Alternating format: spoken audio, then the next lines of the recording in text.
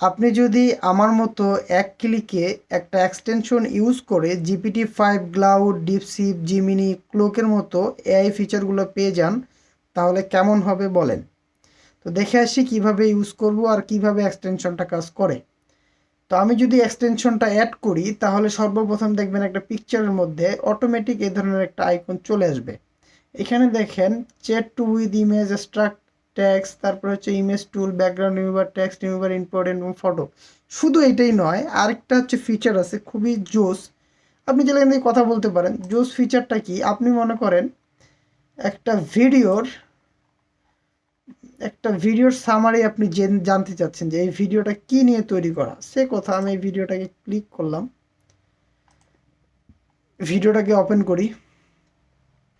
ওকে, এটার জন্য আপনি একটু নিচে যাবেন। এখানে দেখেন স্লাইডার। স্লাইডারের মধ্যে আপনি যদি চান বাংলায় দেখতে পারেন যে এটা কি বিষয় নিয়ে, চাইলে আপনি অন্যান্য ভাষায় দেখতেও পারেন, যেমন ফ্রান্স, জাপানি, হিন্দি, ডিপস, বাংলা।